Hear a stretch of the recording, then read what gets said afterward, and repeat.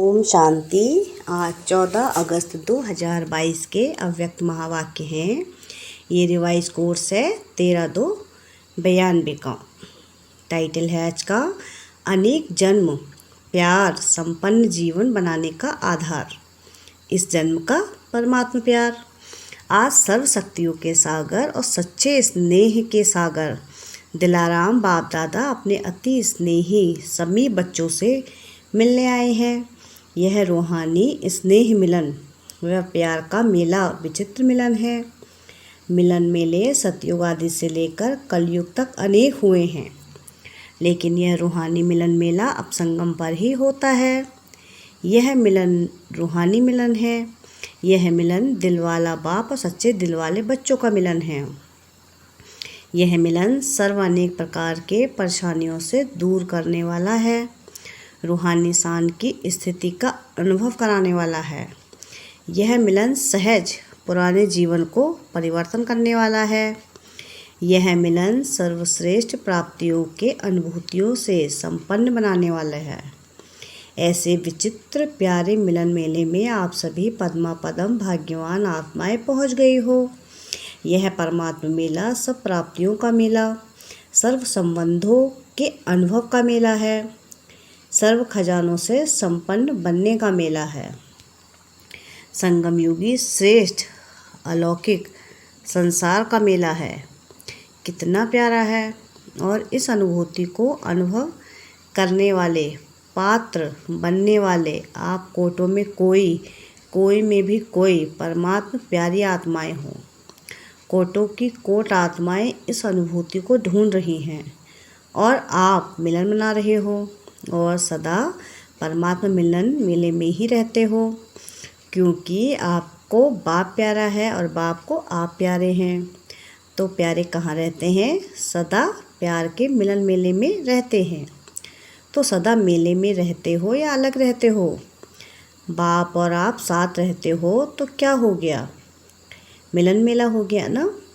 कोई पूछे आप कहाँ रहते हो तो फलक से कहेंगे कि हम सदा परमात्मा मिलन मेले में रहते हैं।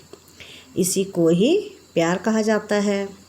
सच्चा प्यार अर्थात एक दो से, तन से व मन से अलग नहीं हो, ना अलग हो सकते हैं, ना कोई कर सकता है। चाहे सारी दुनिया की सर्व करोड़ों आत्माएं प्रकृति माया परिस्थितियां अलग करने चाहें, किसकी ताकत नहीं जो इस परमात्मा मिलन से अलग कर सके। इसको कहा जाता है सच्चा प्यार। प्यार को मिटाने वाले मिट जाएं, लेकिन प्यार नहीं मिट सकता।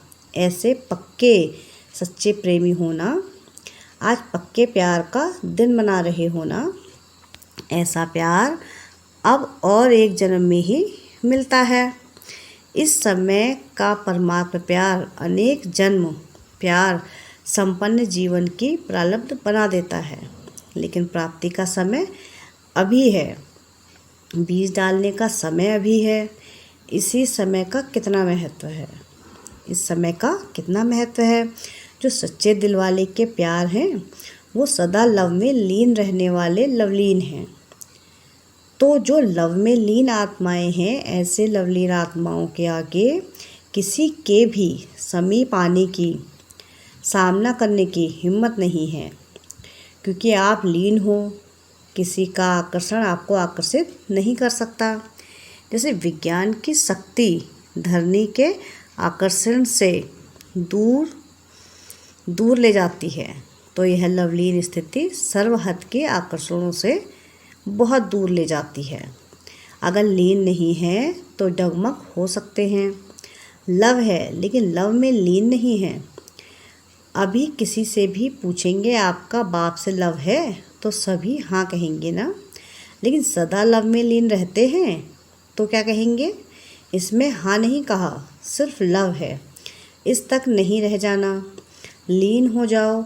इसी श्रेष्ठ स्थिति को, लीन हो जाने को ही लोगों ने बहुत श्रेष्ठ माना है। अगर आप किसी को भी कहते हो हम तो जीवन मुक्ति में आएंगे, तो वो समझते हैं कि ये तो चक्कर में आने वाले हैं और हम चक्कर से मुक्त होकर के लीन हो जाएंगे, क्योंकि लीन होना अर्थात बंधनों से मुक्त हो जाना।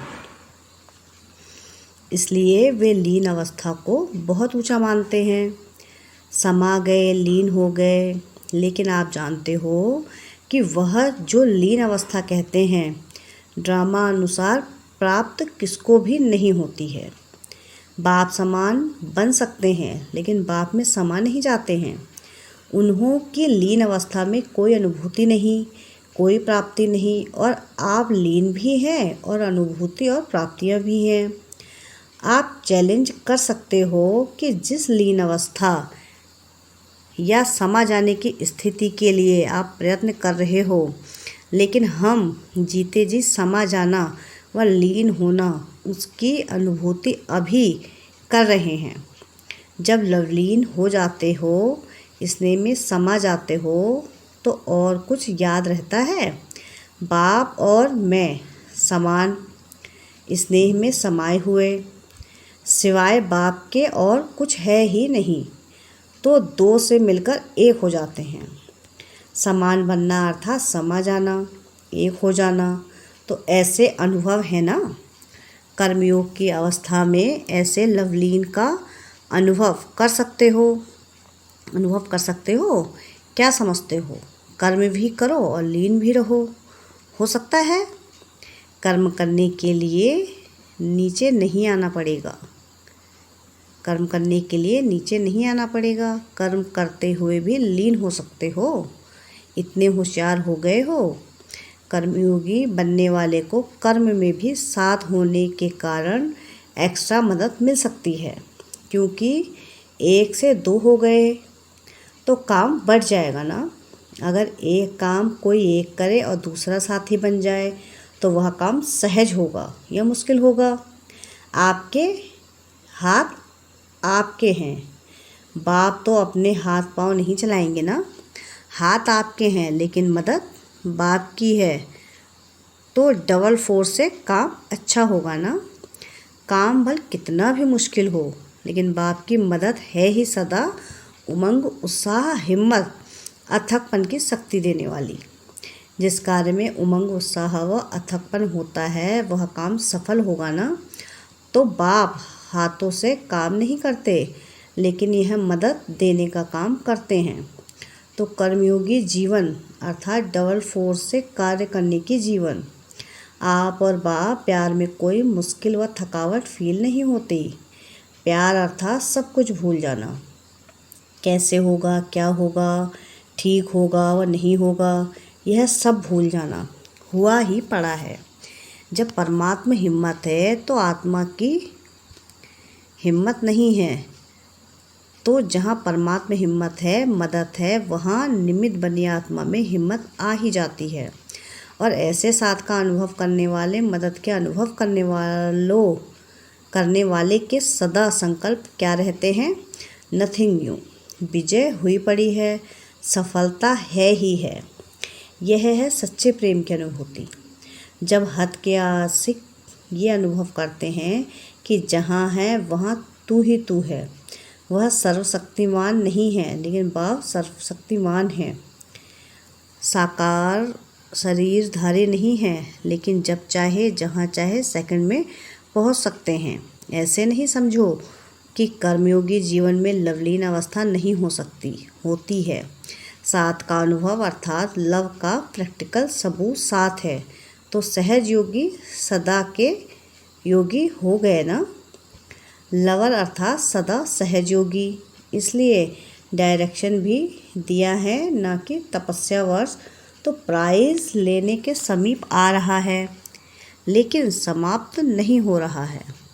इसमें अभ्यास के लिए, प्रैक्टिस के लिए सेवा को हल्का किया और तपस्या को ज़्यादा महत्व दिया।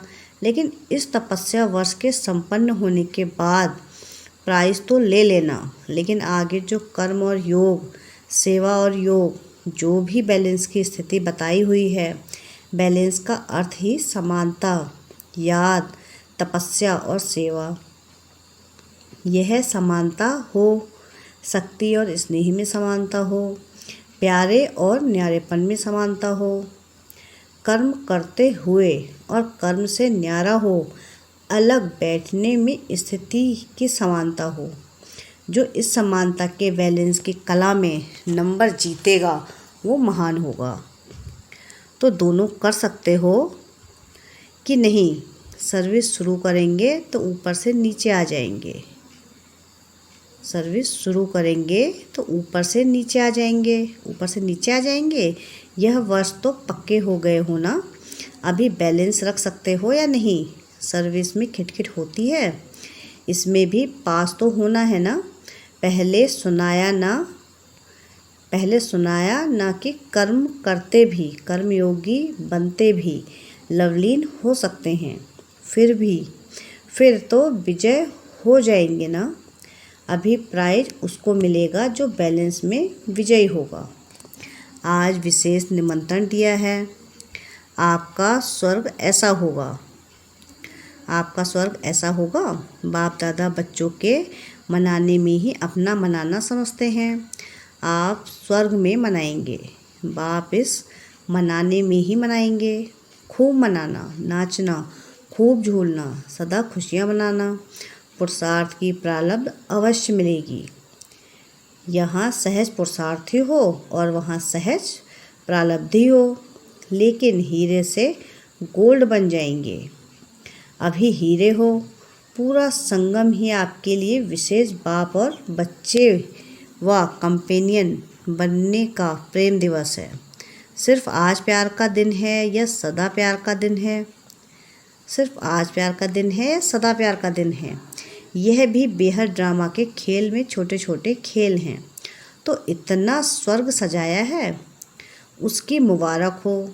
यह सजावट बाप को सजावट नहीं दिखाई देती, लेकिन सबके दिल का प्यार दिखाई देता है। आपके सच्चे प्यार के आगे यह सजावट तो कुछ भी नहीं है। बाप दादा प्यार को देख रहे हैं। वैसे जिसको निमंत्रण देते हैं तो निमंत्रण में आने वाला बोलता नहीं है, निमंत्रण देने वाले बोलते हैं। बच्चों को इतना प्यार है जो बाप के सिवाय समझते हैं कि कुछ अंतर पड़ जाता है। इसलिए दिल का प्यार प्रत्यक्ष करने के लिए आज यह खेल रचा है। अच्छा, सर्व सदा स्नेह में समाई हुई आत्माओं को, सदा स्नेह में साथ अनुभव करने वाली आत्माओं को, सदा एक बाप दूसरा न कोई ऐसे समीप समान आत्माओं को, संगम युग के श्रेष्ठ प्रारब्ध स्वर्ग के अधिकारी आत्माओं को, सदा कर्मयोगी जीवन की श्रेष्ठ कला के अनुभव करने वाली विशेष आत्माओं को, सदा सर्व हद के आकर्षण से मुक्त लवलीन आत्माओं को, बाप का सर्व संबंधों के स्नेह संपन्न याद प्यार और नमस्ते। हम रूहानी बच्चों की रूहानी बाप दादा को याद प्यार, गुड मॉर्निंग और नमस्ते। शुक्रिया प्यारे बाबा, शुक्रिया। महारथी दादियों तथा मुख्य भाइयों से जो निमित्त हैं उनको सदा सहज याद रहती है। आप सबका भी निमित्त बनी हुई आत्माओं से विशेष प्यार है ना, इसलिए आप सब आत्माएं, आप सब समाये हुए हो। निमित्त बनी हुई आत्माओं का ड्रामा में पार्ट नुदा हुआ है। शक्तियाँ भी निमित्त हैं, पांडव भी निमित्त हैं। ड्रामा ने शक्तियों और पांडवों को साथ साथ निमित्त बनाया है, तो निमित्त बनने की विशेष गिफ्ट है। निमित्त का पार्ट सदा न्यारा और प्यारा बनाता है। अगर निमित्त भाव का अभ्यास स्वतः और सहज है तो सदा स्व की प्रगति और सर्व की प्रगति उन्हों के हर कदम में समाई हुई है। उन आत्माओं का कदम धरने पर नहीं, लेकिन स्टेज पर है। चारों ओर की आत्माएं स्टेज को स्वतः ही देखती हैं। बेहद की विश्व की स्टेज है और सहज पुरुषार्थ की भी श्रेष्ठ स्टेज है। दोनों स्टेज ऊंची है। निमित्त बनी हुई आत्माओं को सदा यह स्मृति स्वरूप रहता है कि विश्व के आगे एक बाप समान एक एग्जाम्पल है। ऐसे निमित्त आत्माएं होना स्थापना की आदि से अब तक निमित्त बने हैं और सदैव रहेंगे। ऐसे है ना, यह भी एक्स्ट्रा लक है और लक दिल का लव स्वतः बढ़ाता है। अच्छा है, निमित्त बनकर प्लान बना रहे हो। बाप दादा के पास तो पहुंचता है। प्रैक्टिकल में स्वयं शक्तिशाली बन औरों में भी शक्ति भरते प्रत्यक्षता को समीप लाते चलो। अब मेजॉरिटी आत्माएं इस दुनिया को देख देख थक गई हैं, नवीनता चाहती हैं। नवीनता के अनुभव अभी करा सकती हैं। नवीनता के अनुभव अभी करा सकते हो। जो किया बहुत अच्छा, प्रैक्टिकल में भी बहुत अच्छा होना ही है।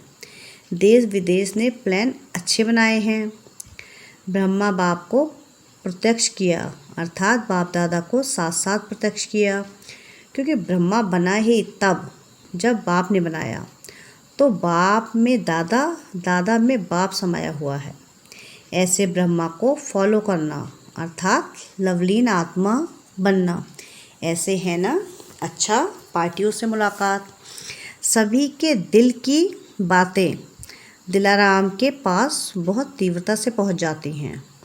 आप लोग संकल्प करते हो और बाप दादा के पास पहुंच जाता है। बाप दादा भी सभी के अपने अपने विधि पूर्वक संकल्प, सेवा और स्थिति सबको देखते रहते हैं। पुरुषार्थी सभी हो, लगन भी सब में है, लेकिन वैरायटी जरूर है। लक्ष्य सबका श्रेष्ठ है और श्रेष्ठ लक्ष्य के कारण ही कदम आगे बढ़ रहे हैं। कोई तीव्र गति से बढ़ रहे हैं, कोई साधारण गति से बढ़ रहे हैं। प्रगति भी होती है, लेकिन नंबरवार। तपस्या का भी उमंग उत्साह सभी में है, लेकिन निरंतर और सहज उसमें अंतर पड़ जाता है।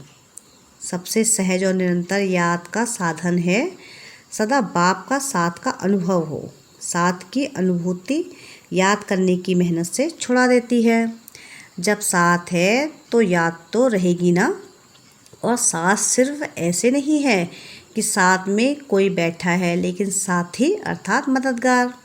साथ वाला अपने काम में बिजी होने से भूल भी सकता है, लेकिन साथी नहीं भूलता। तो हर कर्म में बाप का साथ साथी रूप में है। साथ देने वाला कभी नहीं भूलता है। साथ है, साथी है, और ऐसा साथी है जो कर्म को सहज कर्म कराने वाला है। वह कैसे भूल सकता है। साधारण रीति से भी अगर कोई भी कार्य में कोई सहयोग देता है तो उसके लिए बार बार दिल में शुक्रिया गाया जाता है। और बाप तो साथी बन मुश्किल को सहज करने वाले हैं। ऐसे साथी कैसे भूल सकता है। अच्छा, वरदान है आज का कि स्मृति के महत्व को जान अपनी श्रेष्ठ स्थिति बनाने वाले अविनाशी तिलकधारी भाव। भक्ति मार्ग में तिलक का बहुत महत्व है। जब राज्य देते हैं तो तिलक लगाते हैं। सुहाग और भाग्य की निशानी भी तिलक है। ज्ञान मार्ग में फिर स्मृति के तिलक का बहुत महत्व है।